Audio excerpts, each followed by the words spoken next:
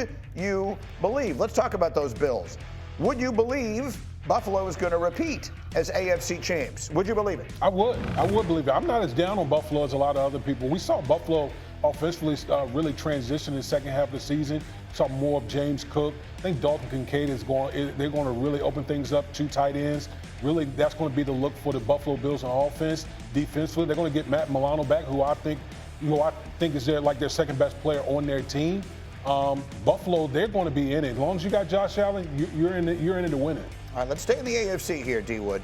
Would you believe Devontae Adams is still a Raider at the end of the season? No, I wouldn't believe that. I think he's going to find his way to Florham Park.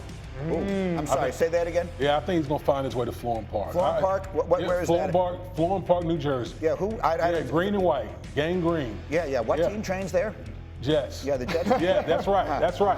Yeah, that team with Aaron Rodgers the quarterback. I'm sorry, I'm having trouble with my earpiece. I'm not hearing you. Yeah, Aaron Rodgers is the quarterback. The guy that they used to be teammates in Green Bay.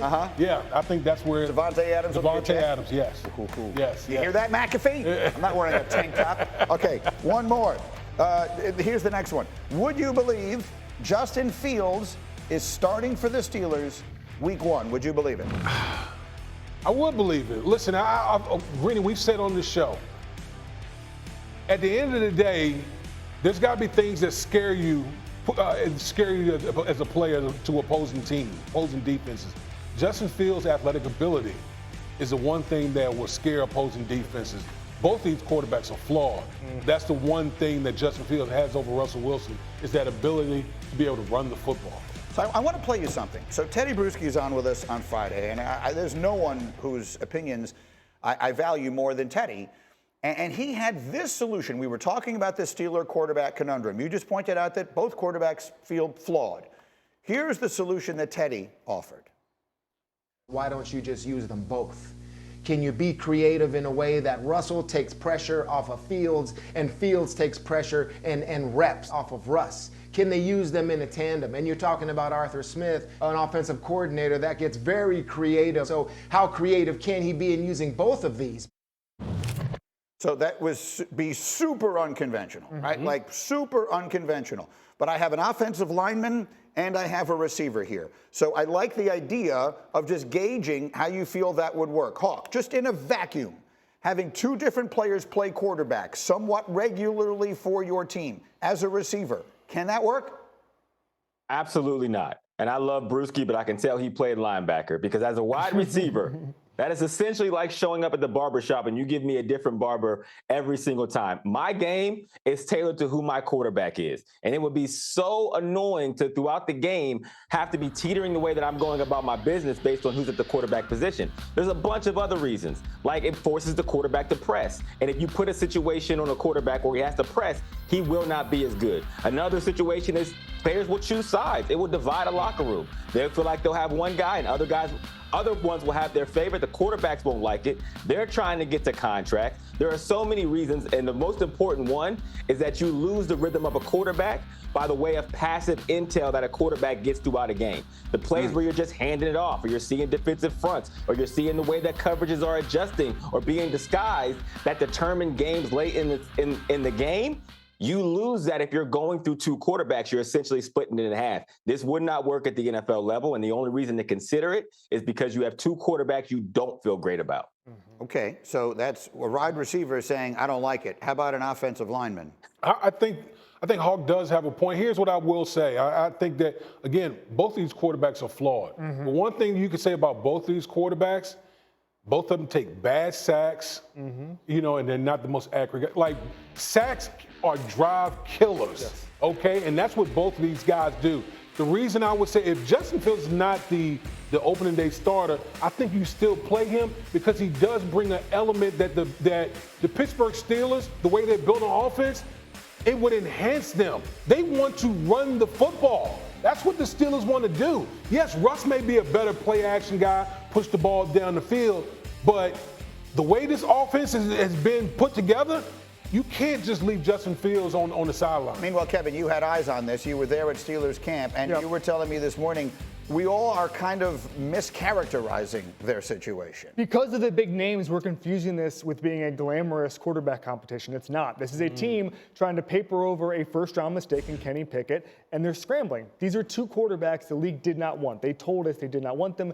The Steelers said, okay. By the way, Teddy Bruschi, best shelves in media. I just want to shout that out very quickly. Having said that, I mean, I think there's a lot of people who still agree with Mike Tomlin's summer assertion that Russell Wilson is in the pole position.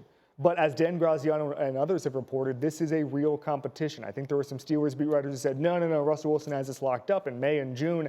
And not only did Russell Wilson's injury kind of leave the door open for Fields, but Fields has been okay. Both of them have just been okay in training camp, and this has become kind of a competition. I would, if Russell Wilson is a starter, find a package for Justin Fields. I agree with Teddy Bruschi, maybe in the red zone, maybe just change a pace here. I think that there's a legitimate role here for both quarterbacks in this offense because, again, you're just trying anything. This quarterback competition is not good. Yeah, that wouldn't be, that part of it wouldn't be unprecedented, right? We've seen that with, the name just jumped out of my head, in New Orleans, that they go to all the time when Breeze was there, Taysom Hill and a few other players that you would put in your packages for and all that kind of stuff. I don't know how you can have more drama and less things happening at the same time than they do right now in Dallas. But that seems to be the direction that this thing is going. CD Lamb, new deal? Not yet. He's holding out. Dak Prescott, new deal? Not yet. He's about to become the richest person ever. Micah Parsons, new deal? Not yet, and probably not one coming soon. Jerry Jones, always ready with a quote. Yeah. The man who will literally comment on anything is done talking about it. Telling reporters, quote, I would say we're talking with Dak. I would not have a legitimate progress point there at all. And I really don't have one for Lamb either. And it's not negative. I'm just not thinking that will do any good to talk about progress. So he is saying we've gotten nowhere. And Troy Aikman is on McAfee saying this. I do believe he's going to be the first quarterback to 60 million. And from Jerry or somewhere else? Well, that's the question. And the longer this goes, the more I think he will be playing somewhere else. If it continues to drag on and he plays great, and then the Cowboys come in late to say, hey, now we want to pay you, I don't know where his head will be at that point. Well, so we'll go try and figure that out now as we continue. I mentioned it earlier. Troy Aikman, those sunglasses, I'm not sure if this is a word people use anymore. I found them dope. I found them. Okay, no, that's right. Yeah. Fly. Are the kids saying they're flying? Dope. Let's stick with dope. Let's stick with dope. Yeah. Whatever it is, I really liked them, and so I went Hawk. No. I like it. Fly works. Dope works. Yeah. Lit works. Drippy. Yes, they're lit. That's exactly it. Thank you. That's the word I was looking for. I was looking for lit. Okay. Having said that, let's move on to the actual parts of this conversation here. Dak Prescott. Let's start with Dak Prescott. He's not signing a contract. Right? There are no more updates. The next update is going to come next season when all of a sudden you're going to hear me say, I have breaking news here. I'm looking at Adam Schefter's Twitter feed, and it says Dak Prescott has just become the richest person on planet Earth. He has just bought Jeff Bezos' penthouse apartment because some NFL team just basically signed over half of its equity to him to come play quarterback. Right? He's not signing a deal.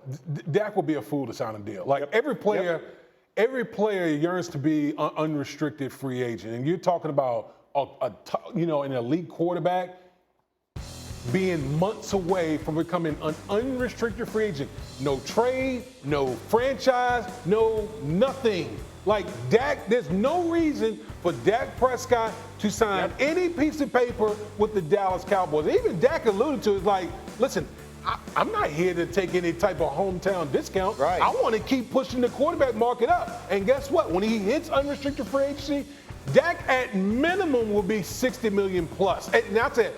At minimum, he's going to be well above 60 million. And it's not just personal. It's for every quarterback and every player in the NFL that needs to reach the open market. Right. Because a top 10 quarterback never has. If Patrick Mahomes ever reached the open market, he would be the proud owner of the Tennessee Titans or the Las Vegas Raiders. Because they wouldn't be able to pay, and they'd say, here, just have the team and figure it out later. The Dallas Cowboys are 2 players away, Dak Prescott and CD Lamb, from being the University of Iowa on offense, okay? It's the kind of meaning if they lost both of them. Yes, those guys keep them relevant. They keep them in the playoff discussion, let alone the Super Bowl discussion. The difference between CeeDee Lamb and the number 2 wide receiver on the Cowboys last year was 1,100 yards, okay? Everybody else, that gap is 400, 300, 200, and the Dallas Cowboys, it is massive. And I think we to not have those two guys settled going into the season is a football malpractice, frankly. So again, as we said, I mean, Dak is going to get settled one way or the other eventually. CeeDee Lamb, Hawk, is the one I don't get. I don't understand why this is taking so long. All these other receivers, I mean, you're a receiver. Can you explain to people just how important he is to this offense and just how he should slot in amongst these huge receiver contracts that we're seeing? Yeah, he should get paid the most money of any wide receiver we've ever seen, Tyreek Hill included, because he's the latest receiver to sign a contract. And his importance is at the level that Kevin talked about, specifically for the offense that they're running. They're running what they're calling the Texas Coast offense, which is a variation of an old Dallas Cowboys offense, and the West Coast offense, which is very dink and dunk, and then you take your chances down the field when the opportunity presents itself. So it's designed for CeeDee Lamb to be the guy. And Brandon Cooks kind of gives them flare control where it allows them not to get double coverage. Ferguson down the middle. If you take CeeDee Lamb out of that, this is a completely different offense, and it's not a successful offense. And this is not a team that has an even shot at making the playoffs if CeeDee Lamb doesn't show up. It's inconceivable to me why this deal hasn't gotten done yet. Whatever it is he's asking for, how unreasonable can it possibly be? I mean, the Cowboys know what all these other guys are getting paid. So does he. I don't understand it. And the argument, oh, well, Lamb isn't Justin Jefferson. Well, every day you wait, you're going to pay Justin Jefferson prices. You could have gotten this deal done a year ago, but that's not how they handle their business. And so they end up on podcasts complaining all of this stuff. This is a symptom of how the Dallas Cowboys operate, and it's always wrong. Yeah, so they've got problems there. Again, the quarterback stuff, it's going to work out very well for the quarterback. It's not going to work out very well, one would not assume, for the Cowboys. As far as the CeeDee Lamb one, I find that one of the more confounding stories in the entire NFL.